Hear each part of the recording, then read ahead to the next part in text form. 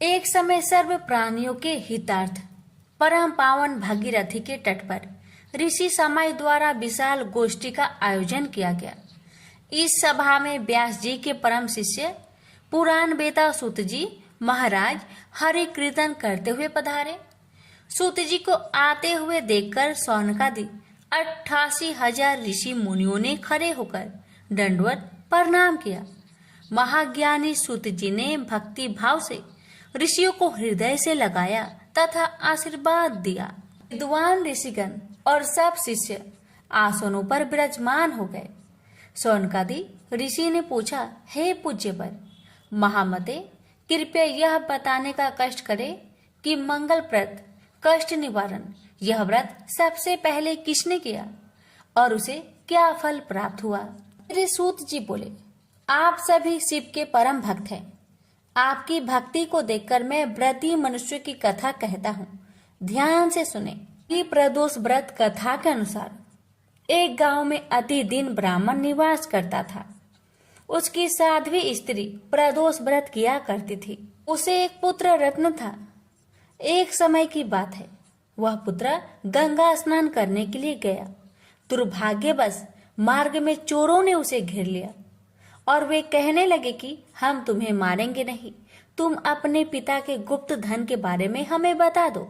बालक दीन भाव से कहने लगा कि बंधुओं, हम अत्यंत दुखी दिन हैं, हमारे पास धन कहाँ है। तब चोरों ने कहा कि तेरे इस पोटली में क्या बंधा है। बालक ने निसंकोच कहा कि मेरी माँ ने मेरे लिए रोटियां दी है। यह सुनकर चोरों ने अपने साथियों से कहा कि साथियों, यह बहुत ही दीन दुखी मनुष्य है, अतः हम किसी और को लूटेंगे।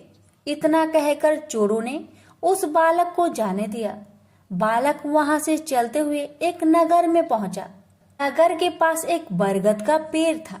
वह बालक उसी बरगद के वृक्ष की छाया में सो गया। उसी समय उस नगर के सिपाही चोरों को खोजते हुए उस बरगद के वृक्ष के पास पहुंचे और बालक को चोर समझकर बंदी बना राजा के पास ले गया। राजा ने उसे कारावास में बंद करने का आदेश दिया।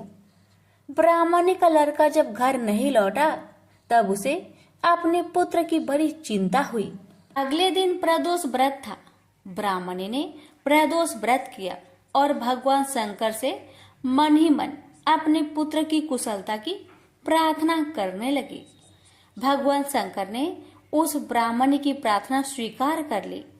उसी रात भगवान शंकर ने उस राजा को सपने में आदेश दिया कि वह बालक चोर नहीं है, उसे प्रातःकाल छोड़ दे, अन्यथा उसका सारा राज्य वैभव नष्ट हो जाएगा। प्रातःकाल राजा ने शिव जी की आज्ञा अनुसार उस बालक को कारावास से मुक्त कर दिया। बालक ने अपनी सारी कहानी राजा को सुनाई। सारा वृत्तांत सुनकर राजा ने अपने सिपाहियों को उस बालक के घर भेजा और उसके माता पिता को राज दरबार में बुलवाया। उसके माता पिता बहुत ही भयभीत थे। राजा ने उन्हें भयभीत देखकर कहा कि आप भयभीत ना हो, आपका बालक निर्दोष है। राजा ने ब्राह्मण को 5 गांव दान में दिए, जिससे कि वे सुख पूर्वक अपना जीवन व्यतीत कर सके। भगवान शिव की कृपा से ब्राह्मण परिवार आनंद से रहने लगा।